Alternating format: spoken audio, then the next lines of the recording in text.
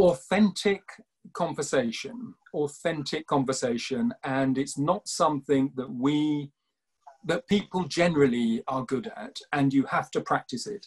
Let me give you an actual example of what I mean by that. When we were setting up Egg, the bank, we were using a set of technology, and Microsoft wanted to come in and be our technology provider. And they were badgering us and saying, please give us an opportunity to pitch. And this was quite a prestigious project. So eventually the chief executive said, okay, come in and do your pitch, and we'll give you 2 hours. Actually, we gave them 3 hours. And they flew people over from the States, from Seattle. The team here came together. A high-level team came in. They laid everything out to the chief exec, myself, a few other people. We listened to the whole pitch. It was full on, you know, really wanted this.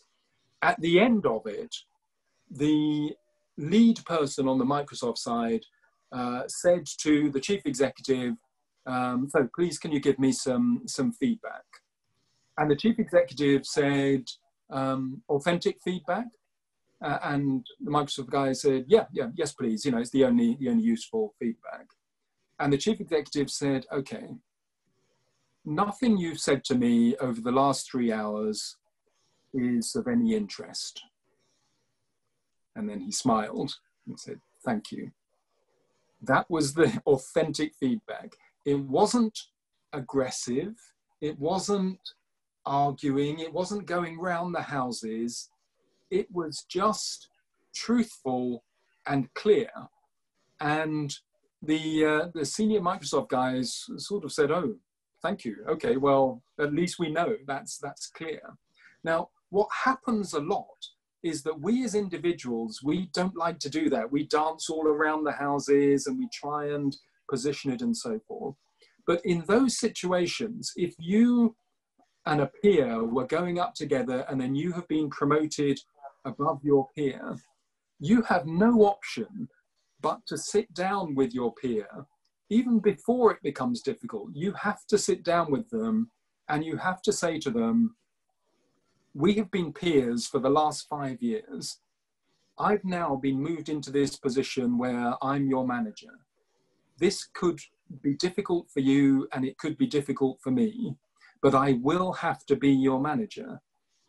How do we work this? How is this going to work? I need to be able to manage you. I need to be able to be your leader. I know that it will be awkward for you, but how are we going to do that? And you need to have that authentic conversation that you probably know that you need to have and you're probably avoiding.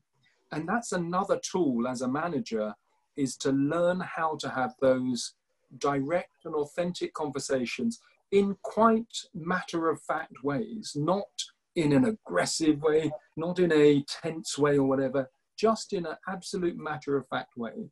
Nothing you've said has been of any interest to me. That is just matter-of-fact, but it is startlingly clear.